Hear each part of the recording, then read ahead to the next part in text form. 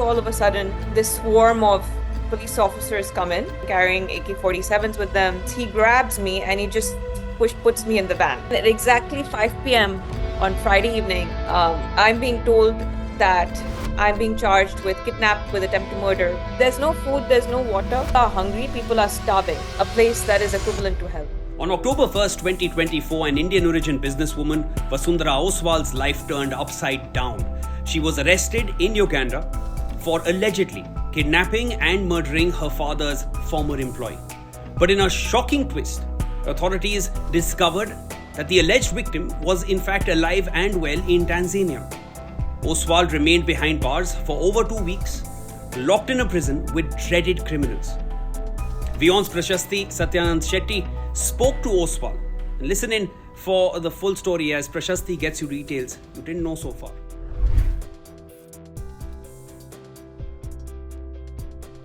Did you know that this was going to happen, or were there signs of things going downhill, or it just happened all of a sudden one fine day?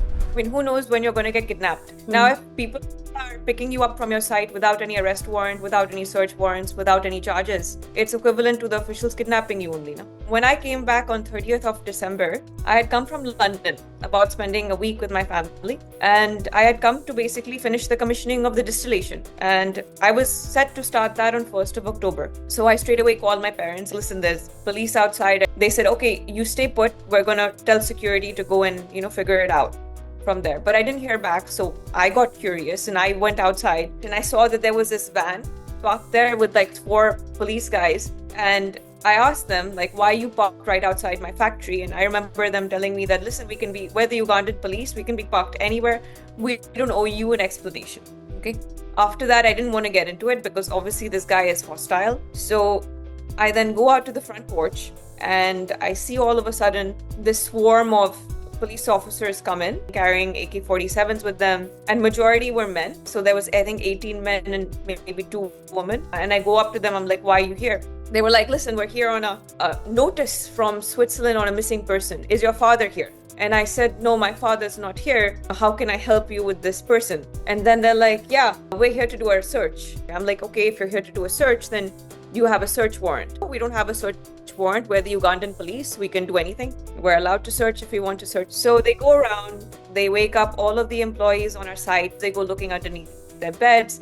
They go opening their cupboards. They go to the roof of the buildings as well to look for this person, but they don't find anything. And after that, I'm like, okay, since you haven't found anything, you can leave. They're like, you have to come to Interpol with us because our director wants to meet you. I tell them that I'm not going to go back with them and that they don't have any charges on me. So I'm going to go back home. And at that point, the guy says to me, listen, we can do this the hard way or the easy way. And they said, the hard way is that we forcibly take you. And what he does is he grabs me and he just puts me in the van. And once I'm at Interpol, the director tells me that you have to give a statement. Like I'm made to wait there, okay, the whole day. Like I'm just waiting there. And at about 6 p.m., I'm then told I'm a suspect. And they never tell me what I'm a suspect of. They just tell me I'm a suspect and I'm going to be detained. They then proceed to take me to the CPS police station in Kampala, where they detain me in this cell. It's a very inhumane cell. Like, you don't want to be there. And by constitution, you're only allowed to be there 48 hours. They kept me in for 4 days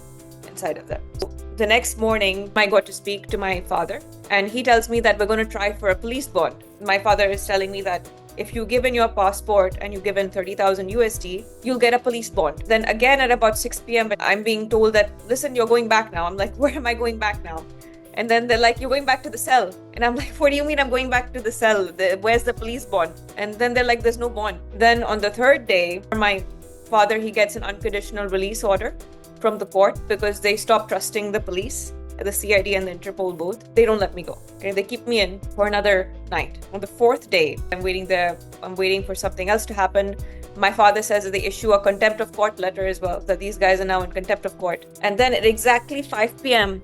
on Friday evening, I'm being told that I'm being charged with kidnap, with attempt to murder, and I'm being driven to Luweero Court, which is a lower level magistrate court, to be charged. So They take me to Luwero Magistrate Court and they charge me with kidnap with attempt to murder, and then they put me in Luwero prison for the weekend. And then after they realize that, oh crap, we can't keep this lady here because it's a capital charge. She's in a lower level prison. She has to be moved to capital prison. They then shift me on Monday, and then I spend about 2 weeks in Nakasongola prison, after which I get bail. They still don't release me even after 10th of October, even after they find the guy that had been kidnapped and murdered in Tanzania. They still don't release me. But there's a local media which also reported another side, which they said that the family of the They only reported the other side. They never once asked.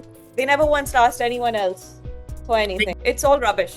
They've lied so much in the media. There's a case in India against defamation for the guy that was speaking in the media. I'm talking about this particular report which says that his family was told to drop charges. So do you have anything to say about that? They didn't drop any charges. They were No. Let me be very clear with you what happened. These guys were trying to get away with a loan.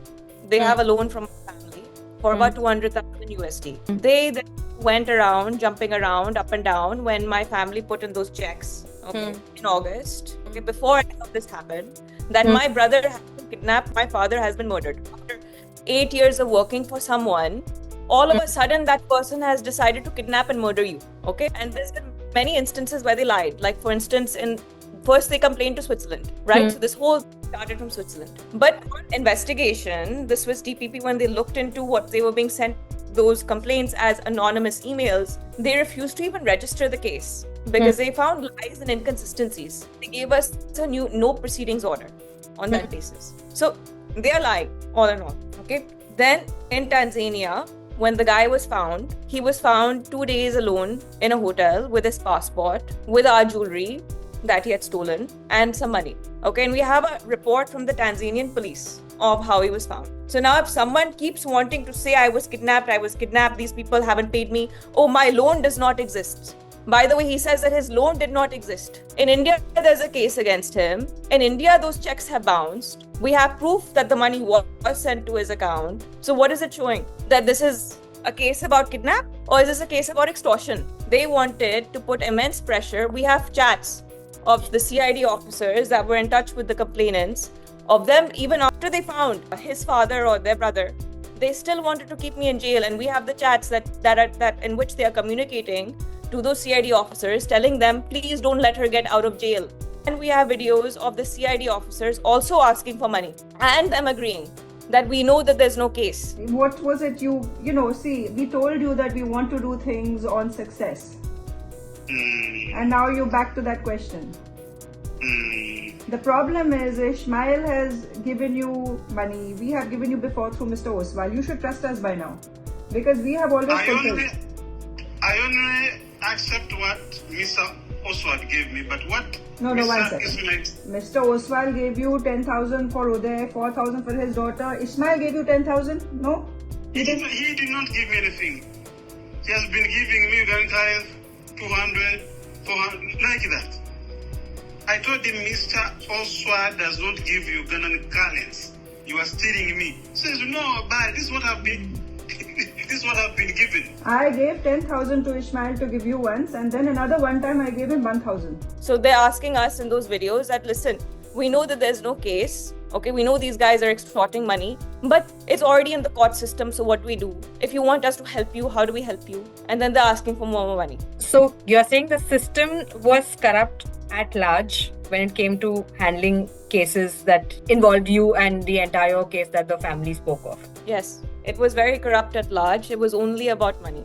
We are looking at international treaties against Uganda if they don't get their act together. We spent a lot of time in that country, and I don't believe the people at large are bad. I think that the Interpol and these CID officers have been given too much power, and I think that they abuse it a lot of the times. I feel like Uganda loses money because their people in the system are trying to exploit these investors that come in. And largely you're saying, is there a lot of Indian investment in Uganda that is getting to a point where it's getting ugly for foreign investors? I think that there is. I believe that the investment center already also reported to us recently that they agree with my statements on corruption, because all in all, 60% of investors after the first year of doing business in Uganda, they shut down their business. They're not able to keep up because the corruption is so high. Only after it became very big in the media did anyone really hold anyone else accountable. For instance, that's when the senior level officials of the government got involved and were like, why are you keeping this lady in jail if the person's been found alive? You know, what are you guys doing? So that's how I got the bail.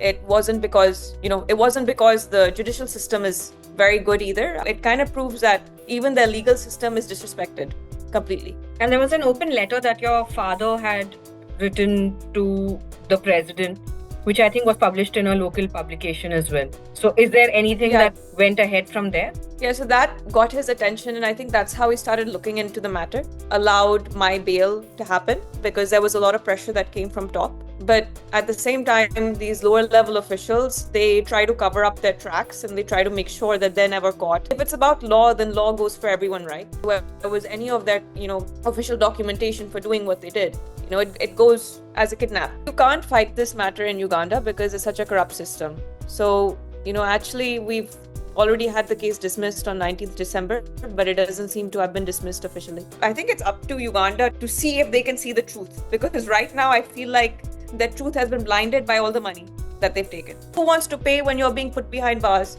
Is that really something you want to pay for? There's a statement from the officer, the jail service officer, Ugandan prison service. He ended up saying that these claims are false. They don't give any food.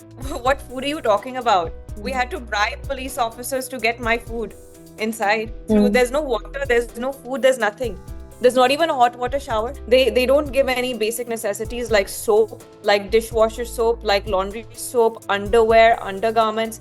There's nothing. People are hungry, people are starving. I'll show you the picture. The only way any work happens in Africa is if you're paying people to do things for you. Otherwise, it doesn't happen. No one wants to lift a finger.